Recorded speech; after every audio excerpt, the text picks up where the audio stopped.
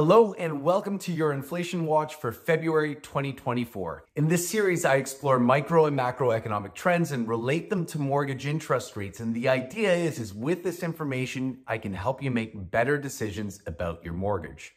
If you're into this kind of thing, please consider liking and subscribing. On February 20th, Statistics Canada released the inflation figures for the month of January, and it was good news, beating expectations. Year over year, from January 2023 to January 2024, inflation actually decelerated to 2.9%.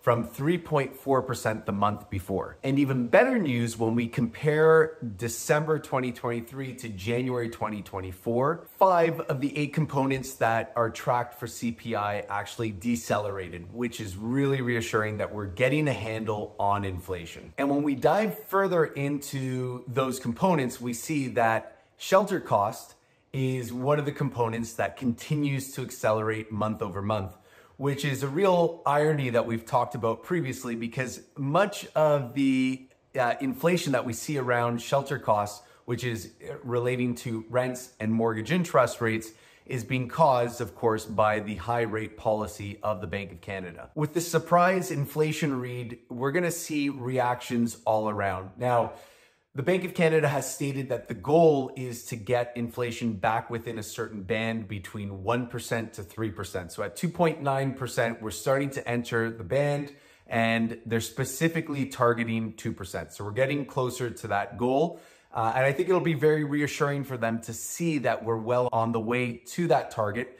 And we're starting to see reactions almost immediately from the market. If we take a look at the 5-year bond chart, we can see that bond prices reacted immediately, lowering the yield, which all translates very well for mortgage interest rates. The other economic indicator we have to keep an eye on is employment.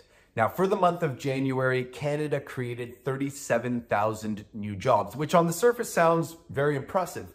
But when you really dig into those numbers, we can see that 48,000 of those jobs were part-time jobs, and we actually lost 11,000 full-time jobs. So while it seems like Canada's doing well from an employment perspective, we are losing full-time jobs, which will be concerning for the Bank of Canada. So with this latest inflation data and the employment data, where does that leave us with the Bank of Canada and interest rate changes? Well, the next meeting is coming up in early March. I think rate cuts in early March and April are off the table. I don't think we're there yet where the Bank of Canada will feel comfortable that enough progress has been made. However, if this trend continues where inflation continues to report sub 3% and we approach that 2% target, along with a slowing Canadian economy, I can see that the June-July timeline starts to make more sense and become more realistic. We'll have to wait and see what the data says, but the Bank of Canada and certainly the market is anticipating those rate cuts in the summer. My name is Chris Mulder. I'm a Toronto-based mortgage broker. If you found any value in today's video, then please consider liking, subscribing, sharing it with your friends.